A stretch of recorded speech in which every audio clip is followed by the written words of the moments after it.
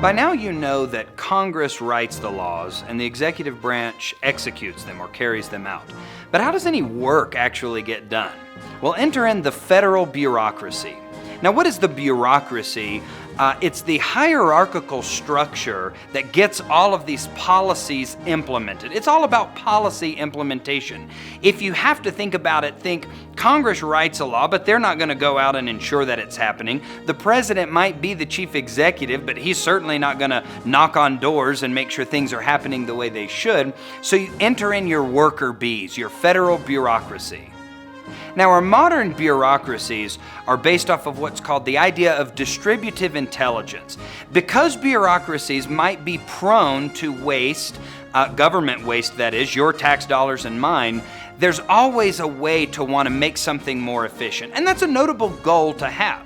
So it used to be we were in kind of you had your workers, your middle managers, and then your upper level management. And if you wanted to change something down at the bottom, you had to work your way up to the top, and it was just chaotic.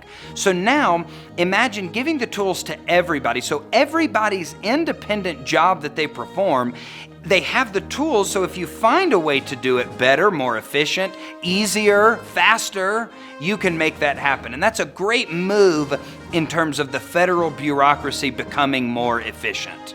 Now, when we talk about wastebasket theory, this is the idea that we should be able to throw away programs that aren't working. Not so much by a piece of legislation that has to be passed by Congress and signed by the president, but that we could get rid of it simply because it was inefficient. Think of the Amtrak train situation. This was originally designed to help commuters get to and fro all across kind of the northeastern part of the country. Well, Amtrak actually loses money and is subsidized by taxpayers every year, and so different routes of that train are always on the chopping block to see, hey, is it worth having this particular track? Because if we're losing money off of it, why keep it? It looks like other people are taking flights or driving their own cars, and it wouldn't be worth having. So we throw it in the wastebasket. That's wastebasket theory.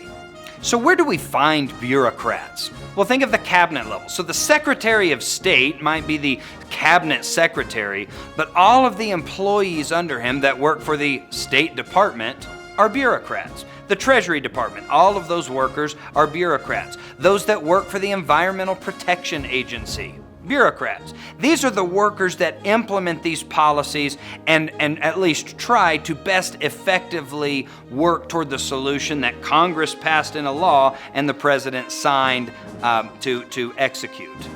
So now, who are the bureaucrats? Well, we used to have what we called the spoils system, and this was popularized under Andrew Jackson's presidency. And what the spoils system was, hey, if you work for me and help me get elected, when I'm the president, I'll get you a job. And it was great. You rewarded your friends. Your enemies lost their jobs, your political enemies, that is.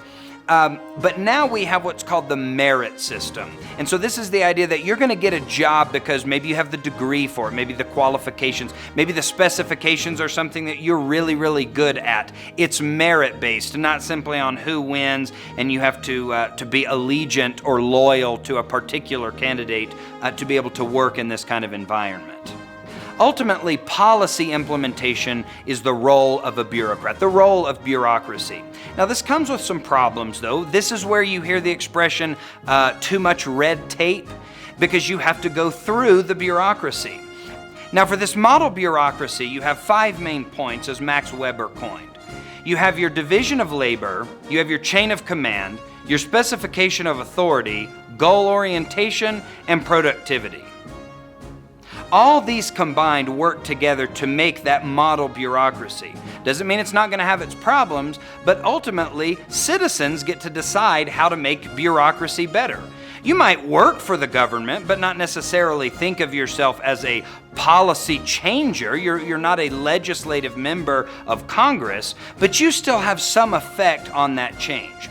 Ultimately, our role as the average citizen within the bureaucracy is being able to find waste, find inefficiencies, and let our congressmen know so that they can constantly be working to get better at it. We probably won't ever arrive at the perfect way bureaucracy could be set up, but being involved with the process to always make it better, now that's something to be involved with.